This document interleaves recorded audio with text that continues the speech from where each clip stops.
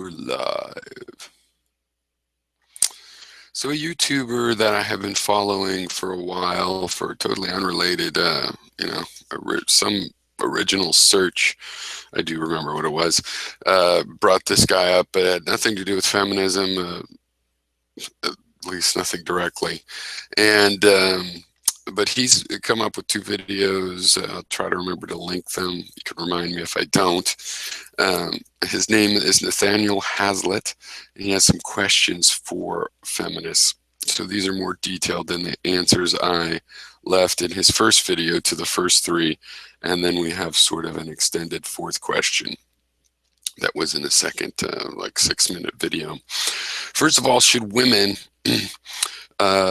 if they do the same crime, should they do the same time, be incarcerated the same? And the answer is, of course. Now, Nathaniel, you say that you've been told that before, that feminists have told you, of course.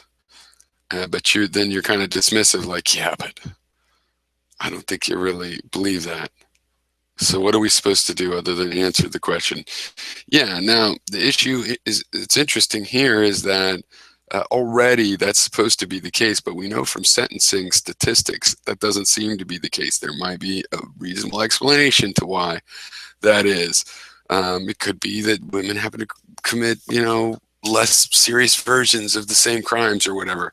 I don't really think that's true. I think there is probably a sentencing bias in the favor of women, and that's an actual gender rights issue for men, as several other. The second question was, why do you have to be labeled a feminist, or else you're a misogynist? Well, you don't have to accept the label, but then to be totally honest with you, it's like the idea of feminism to me is not this, what you're calling about a movement, which is individuals you pick out and that say represent the movement. If there was a movement of feminism, it's all the different feminists with all their different views, all the different individuals, and people that would call themselves feminist and people that would just be categorizable as feminists because they're egalitarian, including women. You don't have to label yourself a feminist, but then you do label yourself egalitarian. And so what's the problem with feminism? I mean, there was a time in our countries where, women couldn't vote and stuff. And still in this time, that's true in other countries. There can easily be other injustices in both directions, like the sentencing laws might go in the harsher on men direction. And there's no reason to believe that there aren't remnants of this situation here. But if you're confused about the idea of feminism itself, what about international feminism? I mean, who's one of the most famous feminists right now? Malala, that girl that got acid in her face for going to school, still goes to school. I think she won the Nobel Prize or something. That's a currently celebrated feminist, and you got to support that. And you say, well, but she doesn't represent the movement. Anita Sarkeesian does. Well, there's nothing really that wrong with Anita Sarkeesian. And it's like, well, then laughing witch, and she attacks people or what have you. Yeah, there goes a spectrum of individuals, and you can absolutely criticize those individuals, as I do. There's divisions, you said, inside feminism. So there are people that call themselves feminists that I might not believe they're feminists. There are also people that are feminists, and actually Laughing Witch was an example of this, where they're sort of the intersection that they make with other egalitarian issues, like, for example, specifically labor rights issues, are severely lacking, like enough that I don't necessarily consider myself much of an ally just because we both might support gender-based equality and be willing to focus on gender issues as they apply to women. But she does not, but she played the boss card, and I think that's fucked up. We're not supposed to have our speech controlled by the bosses. It's a big ignored thing. We all know your speech can be controlled by the bosses, and from my view is that free speech, it isn't supposed to just be the government. It's supposed to be that we have free speech, the end result of free speech, not just potential free speech if we don't have anything to lose. Everybody has stuff to lose. So you don't have to label yourself, but if you're saying that by feminist, you support Malala, but you don't want to call yourself that, then we were just like, why? What's the problem? And you say what the problem is. It's this movement in particular people and what's happened right now and the difference between the original ideas. You said ideology, but I don't really like ideology. But the basic idea of feminism, which is there is gender-based inequality in certain situations, and certain countries show that in an obvious way. And to find out if there's more subtle ways and how important those subtle ways are, we would have to discuss it. Then saying, no, you're not a feminist sounds like you're not open to that. You say, well, no, you are open to talking about if there's a problem. It's like I might say in our country, the United States rather, my country, there still is a problem of rape shaming. There's Andrea Potts and Rita Parsons and personal experiences. If you're willing to talk about those things, fine. But if you're non-feminism, you're saying that there's a group of people that have taken over feminism for the current group, and that movement is bad, and therefore I won't talk about real issues of the idea of feminism. Well, I don't believe that, because this isn't the end of history. The current group, yes, you could criticize. It'll be your fourth question. And I criticize, and that's the critique and argument is a part of the issue. But if you wonder why feminists will join together against people that say they're anti-feminists, it's because we wonder, it's like, we have plenty of disagreements. What's the problem with saying the fact that women can't drive in Saudi Arabia is a woman's issue? The fact that little girls get acid thrown in their face for trying to go to school because they're little girls is a woman's issue or a little girl's issue. And that men can care about little girl issues doesn't make them a little girl. Right? And you asked about the gender-free thing. My answer to you said, are feminists, this is the most interesting of the questions, I think. Not that there's anything wrong with the other ones, because whatever questions you want to ask, I think are good. But I find this one the most interesting. You're saying, should feminists come up with gender-free positions? You're talking also about, like, why should you have a office of women's issues in the government? I think it's questionable. I think that the need for such an office is probably a historically temporary thing, but it's not necessarily a bad thing. And here's my answer to you, and I'm going to update my answer to make it a little more sympathetic to your question, because my answer in your video, in your comments, and I'll say now, is basically, you can't address why Malala got acid in her face and not mention women. It would be like, often people you must have seen, complaining about political correctness, and you can't say this or can't say that, you can't say a joke, you can't talk about things. Well, I mean, it's pretty hard to talk about little girls getting acid thrown in their face and act like it's a coincidence that they were little girls and it wasn't for going to school. It's just a coincidence. No, it's like they have an idea about women. They have a problem that is based on an idea. You have to talk, it's gender-based. You have to talk about the gender. On the other hand, the more sympathetic part is, yeah, I do think it's like, because you can balance and link issues that are gender biased. Like you go, maybe at some era, you might say breast cancer isn't getting enough research. It only affects, half the population, and it doesn't look like a lot of thing, and it's a bias, but it affects women. We need that research. But then you could balance it out and go, yeah, well, there's things like that for men too, and prostate cancer, and and now it might not be equal how many people die, but you can balance these kinds of things, like the fact that there's women's health issues or men's health issues. For example, by the way, I said my face is because I'm growing my beard this month, because my wife out of the blue is like, hey, it's no November. Maybe you shouldn't shave. And she's like, you can shave if you want. But I'm like, I'm doing it because, wifey told me to do it, whatever. And then I find out that evidently it's something she heard Facebook-wise or something about men's health. So it's like a men's rights thing that I did for a non-feminist reason, which is my wife said. It's like, okay, it's your face too, or whatever. It's like, okay, I'll try it. And then that trust of her, it turns out that it's a symbol of men's health, or people trying to make it that. And it's like, well, how does that work out? Well, because we care about each other. It's possible to care about each other. And, the fact that feminism has given an awareness of breast exams and women's health, I think has led to, hey, men's health and as well. Though, to be honest, because of sports and stuff, and exercise and weightlifting and stuff, men have kind of been on top of having a fitness culture for a long time. And I think women also, have been a part of that for a long time.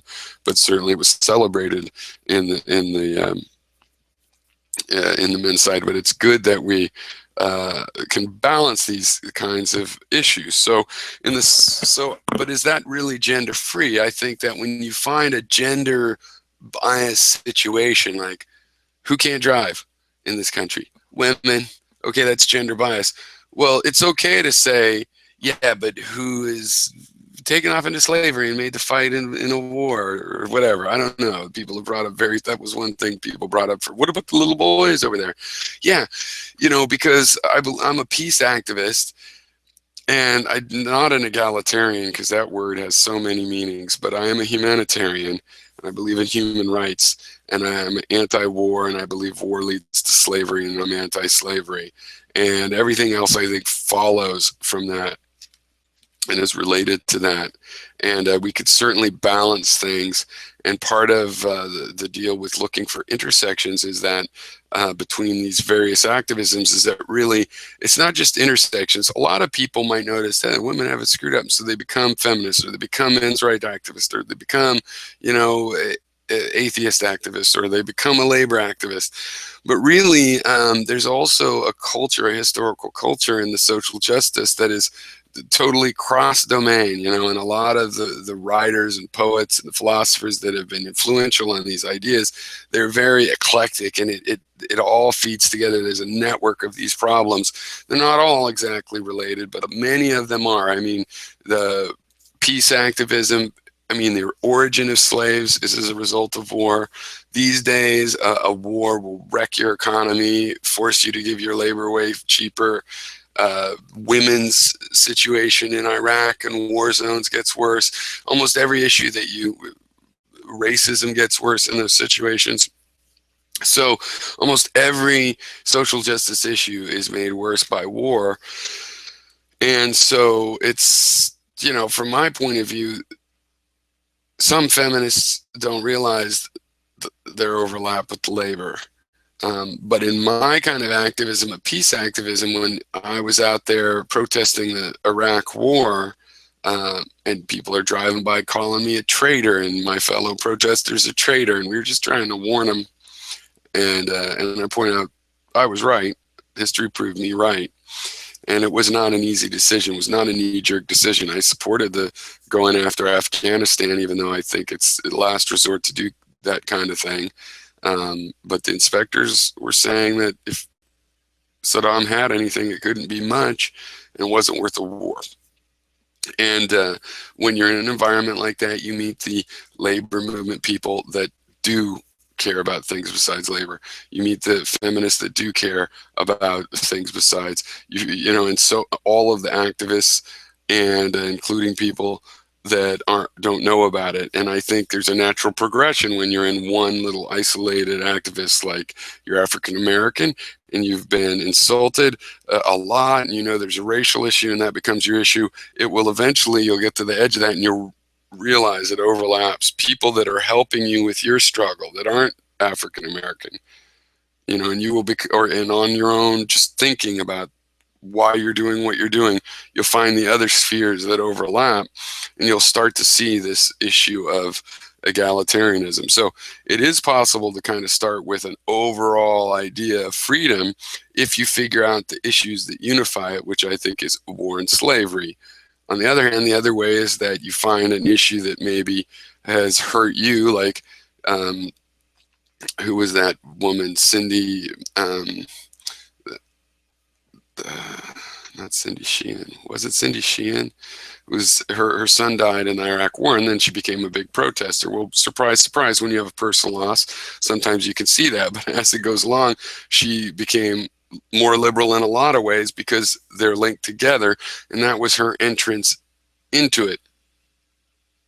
So making a gender-free policies is not necessarily organic to the process. If a law or situation has a result, whether it be an actual law like you can't drive, or whether it just be the enforcement and sentencing patterns of a law, like, you know, maybe men are sentenced longer for the same crimes. In either case, whether it's just the de facto effect that is real or whether the law explicitly says it, you cannot talk about that issue without mentioning the gender. So women can't drive in Saudi Arabia. If you want to talk about that and work on that, you can't just go, there's a problem. Where? Somewhere in the world. You know, you got to be specific. Sorry about the funny voice, just a thing, framing thing, to put a little, you know, picture frame around it so that, you know, interjecting an imaginary other person's comment. Some people have issues with that. And if you're going to talk about the sentencing, why is the sentencing worse for men? That's a more subtle one even. You're not going to talk about men. People should be sentenced fairly. Oh, okay, good point. I mean, no, you're going to have to bring up the statistics and say, look, I've seen statistics. You know, we have some studies, a lot of studies that show that African Americans and European Americans smoke pot at the same rates, and yet the blacks go to jail more. So little statistics show that might not be fair. Or women and men both do violent acts, and even if there's more men doing them, well, why don't the women that do it, why isn't there an equal thing? Sentencing, look at the statistics. You will have to mention men in that. So that's the problem of gender-free stuff. On the other hand, yeah, we are trying to have a gender-free overall picture of things. It should not be about promoting just the gender difference. It's about all of these differences and what relates them together and how to get rid of them. And I think in my study of it all, it comes from war, race, everything. All of the social injustices, that's where people have invented and enforced this idea of oppressing other people. And so if you trace back slavery, all the results, everything, it's always related to war. But then again, who knows? Maybe it's just because there's been so much war everywhere. Maybe if we stopped the war, we'd still have some of these problems. And but I think they pretty much fade away surprisingly quickly, because people would have their opinions, but they wouldn't go killing so much. We're in a big killing world the last, I don't know, just the last 10, 15 centuries, maybe.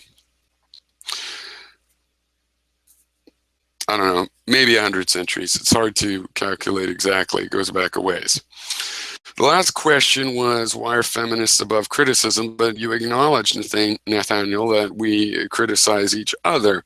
So are we in a bubble? No, obviously we are not above criticism. I described before in the feminist label issue why you might find feminists that disagree all upset with you when you're saying that you specifically don't support feminism, period.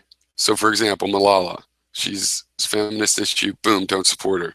That becomes a little shocking. I personally don't have quite so visceral or an automatic reaction. I am more open-minded just to keep the conversation open, but I'm certainly, there's no way that feminists are above criticism. But you want to categorize feminism as one thing, but you admit it's many things, but then one group is taking it over today. What's the problem with just criticizing the individuals? And if you believe that women should be able to drive in Saudi Arabia, what's the problem with saying, yeah, I know what feminism is. Feminism is what they need when they don't let women drive just because they're women. But attack of video games isn't feminine, or whatever, you know. You just, as an individual and as a situation, instead of acting like, well, I'm sorry, the idea of feminism, that baby needs to go out with this dirty, you know, 2015 bathwater, right? That, I think that's why you get that reaction. On the other hand, I don't get that reaction. I criticize feminists, you know.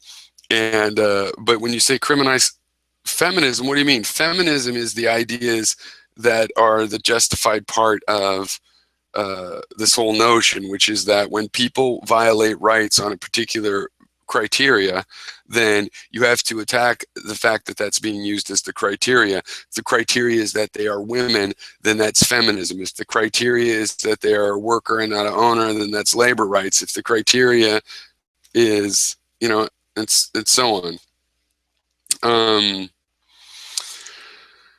So, yeah, I think that's my answers.